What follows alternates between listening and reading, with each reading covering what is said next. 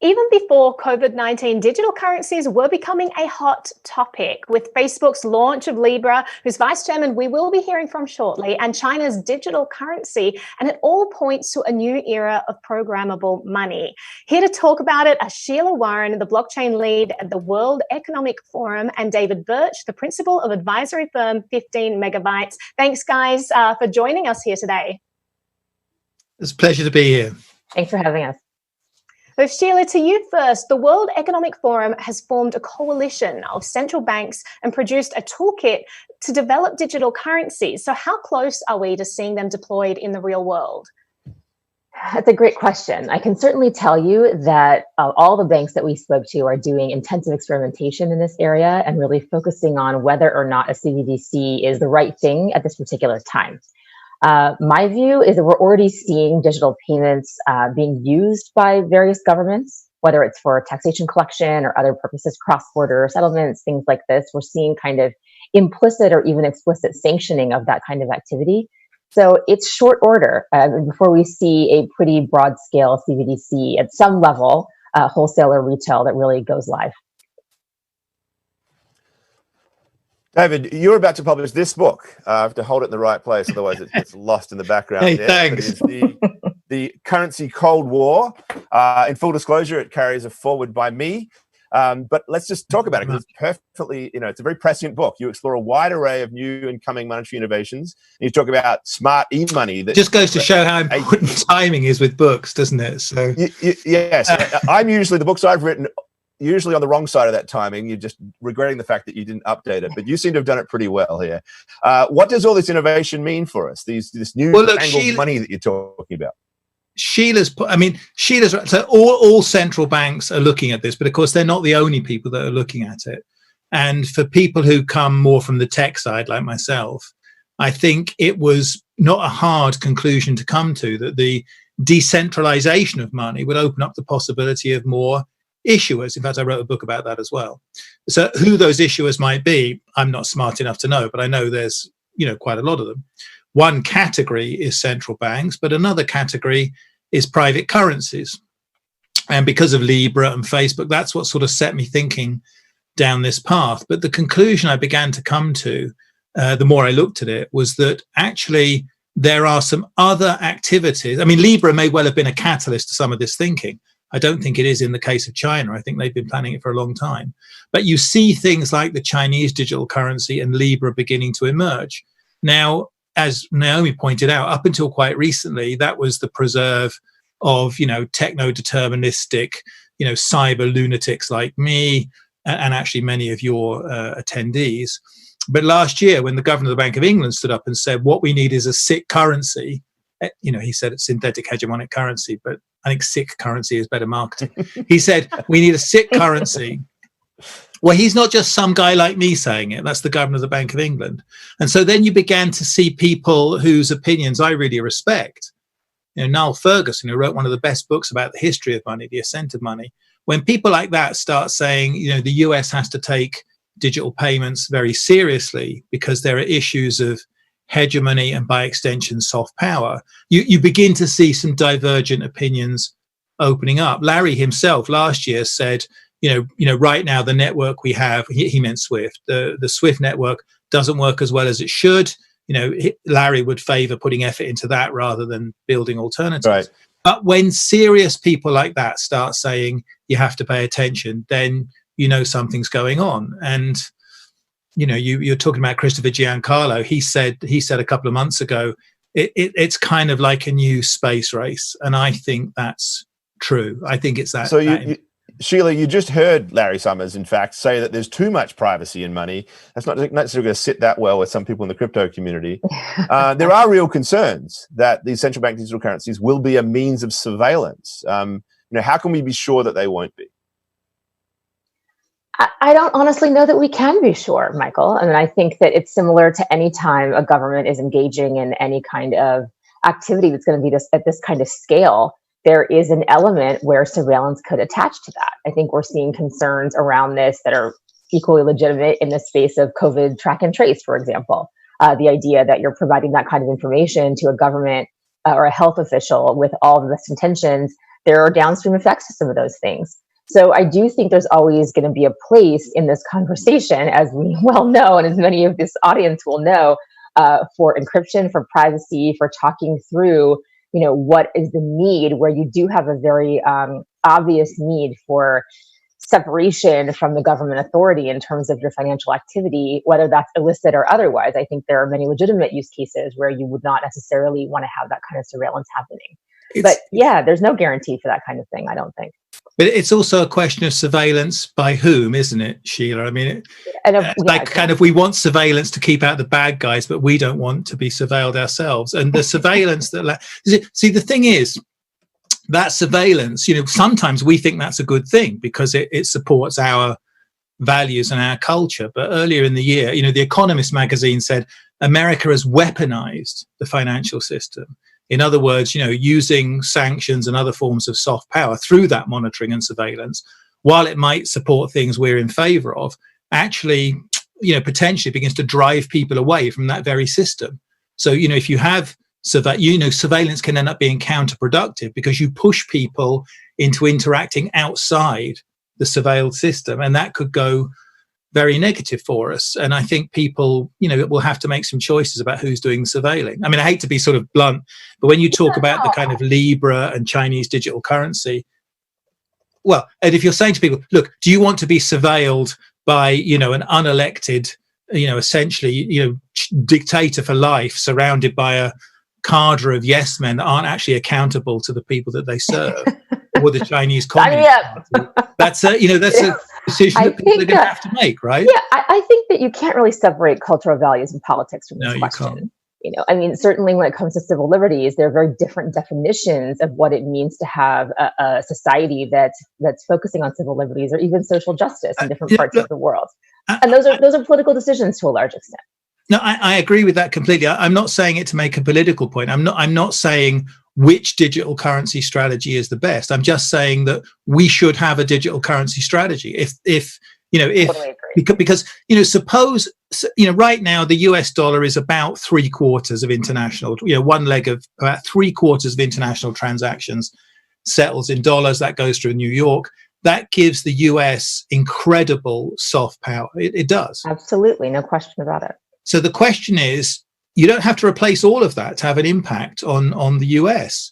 What happens if 2%, 5%, 10% of those international transactions start to get settled in another? Let's just, for sake of argument, let's say a Chinese digital currency, just to heighten the differences.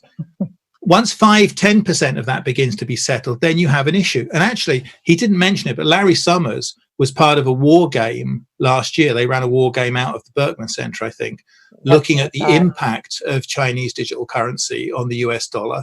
And I can't remember the outcomes weren't good. I don't remember exactly what. I remember the North Koreans bought nuclear weapons, which that's right. It was very dramatic, as I recall. That's bad, right? That's yeah. So whichever way you cut it, it doesn't need much of a shift to become a serious issue. And so that's why I'm arguing that the UK, the US, the West should have a digital currency policy, even though I'm not smart enough to know what that policy should be. So I couldn't agree more. I think you have to have a digital currency strategy, regardless of the size of your economy. You have to know this is coming. You have to be prepared for it. And you have to kind of, at this point, you're not even ahead of it. You're really just kind of keeping up, with everything else is going on. But I also think that we tend to posit in this space, because this is very new, that they're all going to be somewhat monolithic, and it's just not true. The strategies will differ, but the implementation will also differ in very meaningful ways. And those have to do a lot, largely with politics to a large extent, and with kind of the norms around money in a particular society. So Sheila, what do you think are some of the benefits to governments about programmable money? Because we've talked about how alternative currencies might have some downsides for governments, but what are some of the benefits that governments could possibly get from this? Yeah, well, I think that they're the same things that a lot of governments already want. It's the ability to basically improve traceability, to think about financial data transmission and reporting, to make audit quicker and easier and cleaner. Where cash usage is declining for whatever reason, you could provide access to stimulus, for example, like what recently happened here in the United States, trying to get stimulus money into people's hands. I think there are savings implications for this. There could be potentially less default, than storing with commercial banks. Can I just ask you? But again, I think to go back to my earlier point, I think it depends to a large extent on the kind of views in that society of money, and we can't really separate that out completely. There's not a set, benefit, and it really depends on your jurisdiction. You made a great point there, Sheila. So let me sort of tease you a bit by kind of amplifying that point. Because, well, unfortunately, David, I wish as an outsider, this is a topic that we could go on to talk about for a long, long time, but we've unfortunately run out of time here. Oh, okay. So we'll have to shut that off there. But thank you so much, Sheila Warren and David Birch. We'll say goodbye now. Thank you so much for being here. Thanks, guys. It was fun. Thanks. So we're going to take a quick break, and we'll be back with more from all stars like Chris Giancarlo, aka Crypto Dad, the wonderful Caitlin Long, Joe Lubin, and many more. Stay with us.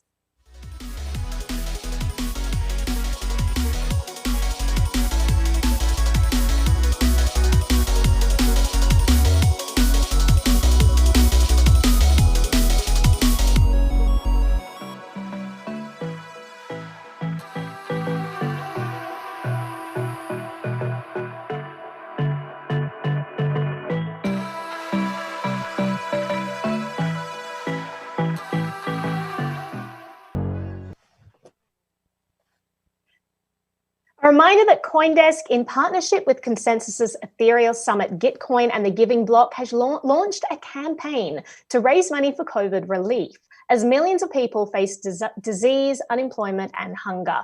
The partners are pooling matching donations via an innovative distribution model that gives weight to the voices of many. It's called Quadratic Funding, and you can read about it at the website displayed. You can get involved by donating to one of the 12 worthwhile charities. You can pay in Bitcoin, Ether, other cryptocurrencies, or even old-fashioned dollars. Michael.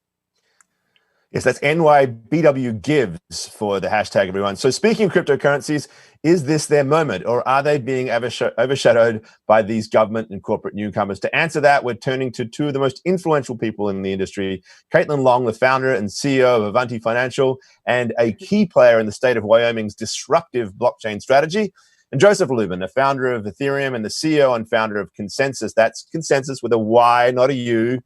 Hello to you both. Thanks for joining us. Hey, Michael, how are you? Good morning. So to you first, Caitlin, Bitcoin. Well, there's so many factors at play in the narrative right now. We've got COVID-19, we've got the rise of stablecoins and CBDCs, we've got institutional speculation with Paul Tudor Jones II popping in and paying some interest in it. And now, today, the halving, right? All of it happening right here during ConsenSys. What does it all mean for Bitcoin broadly? Well, there's certainly more adoption coming. I was especially excited to see Paul Tudor Jones announce that he has now, I think he said on CNBC this morning, 1% to 2% of his portfolio in Bitcoin, which is pretty stunning. There will be a coattail effect of him coming in, and we will see other institutions coming in. I'm very confident of that. And part of what's happening is that infrastructure is literally being built in Wyoming as we speak to help to expand the investor base in crypto and to create on and off ramps to the traditional financial system. So stay tuned. Now, Joe, you've always painted a big picture of how blockchains and tokenization could change the world. Is this the technology's moment? And if not, when? I think acceleration is happening as we all are essentially forced to live our lives remotely with respect to the work that we're doing. It is compressing the degree of adoption of digitization and internet technologies. So many people are getting accustomed to running conferences on Zoom and doing their work on Zoom and other tools. And we ran our own conference last week, Ethereum Virtual Summit, and we were trying to get tokenization into that project and enable virtual wallets. If this state of affairs continues, we're going to see these kinds of tools augmented with the kinds of technology that we're building out in the decentralized ecosystem. And with respect to what we're seeing in the world, with low interest rates, negative interest rates, the kinds of financial innovations that are being built on Ethereum in the decentralized finance space are enabling stable currencies, which are already far more popular than central bank digital currencies. Although I think central bank digital currencies will be excellent for our space. We're going to see breakthroughs in some of those projects that enable yield to be attained by more regular consumers. And I think as central banks do what they believe they need to do to rescue this cascading collapse of an economy, I think we are going to see people rush into alternatives that will do better for people in terms of preserving wealth and taking advantage of new opportunities. So talking about this cascading collapse, now, Caitlin, you've bet big on Wyoming as a kind of staging post for the crypto revolution. You've done a tremendous job leading that. And now, what does this current uncertain economic climate mean for that strategy? Well, I think a lot of us have probably experienced the same thing, which is that more and more of our friends are asking us, how do I get into this?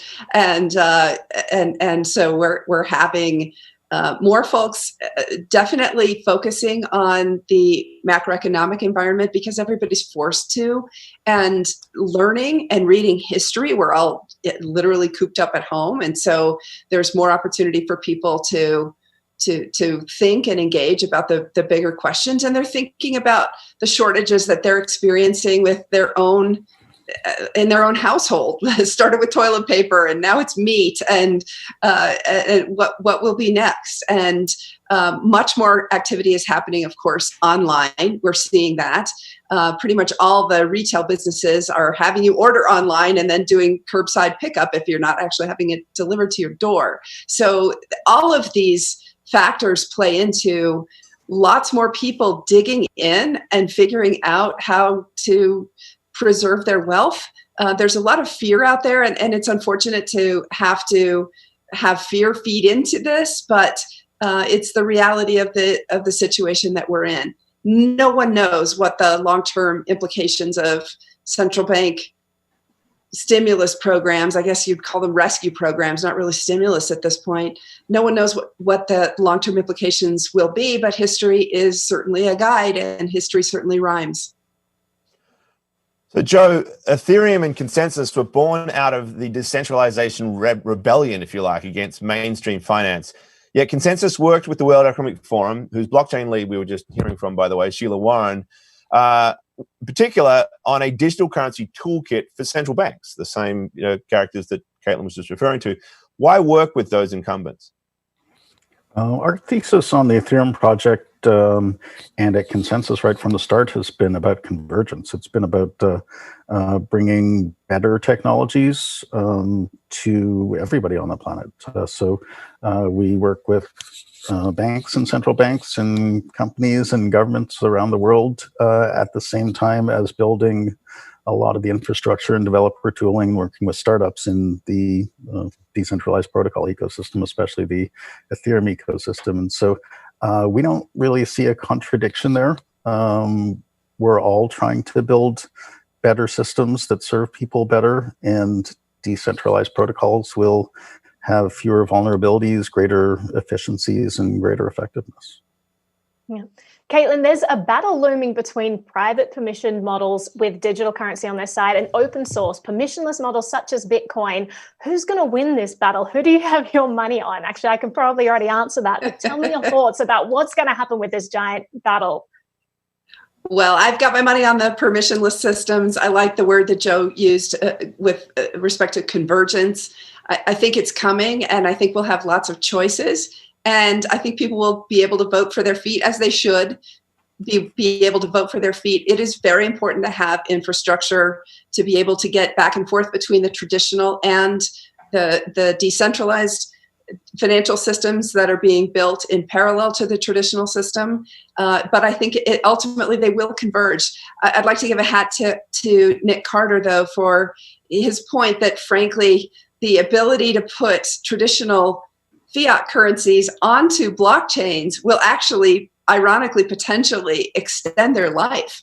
And it is one of the things that might actually help ensconce the dollar as the world's reserve currency for a longer period of time than history would predict, because it gives a new platform on which to settle payments. And ultimately, if businesses and individuals are going to go where their capital is treated best, and if we end up with better payment systems that they can feel comfortable using, that satisfy all of the very practical considerations that the crypto industry hasn't spent much time thinking about, the accounting implications, the valuation implications of using these new tools.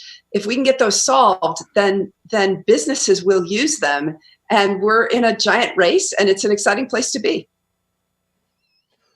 So, Joe, speaking of that, I mean, if there's really going to be this crypto dollarization, as I think Nick Carter and others have been talking about, it's going to add a lot of pressure to the permissionless blockchains, including Ethereum, of course. So, will they be ready for prime time? More specifically, will Ethereum be ready? Will we finally see the long-awaited ETH 2.0 in July, as promised? Yeah, so Ethereum 1.0 is already ready for prime time for certain use cases, whether it's on mainnet directly with respect to the many decentralized finance protocols that are interoperating with one another for lending, borrowing, decentralized exchange, and many other use cases. Layer 2 is being built on top of Ethereum 1. Layer 2 can handle, in certain cases, tens of thousands of transactions. We've seen a project called Starkware build StarkX, which I believe demonstrated 9,000 transactions per second on top of Ethereum. They partnered with Gods Unchained to enable high throughput exchange for NFTs as that game is likely to go viral, and it's a situation where nobody's really worried if it goes viral, as it did in the early stages of Ethereum, because with respect to the CryptoKitties project, just because things are getting built out now on Ethereum 1. Ethereum 2 arrives in 3 major phases. The first major phase happens probably in Q3 this year. And in addition to all the scalability that we get by adding layer 2 solutions on top of layer 1 in Ethereum version 1, we're going to increase the scalability of that base layer when Ethereum version 1 transitions to Ethereum 2. So it's going to be 1,000-fold increase in scalability just at that base layer. And then many people are building scalability on top of that at layer 2. Right.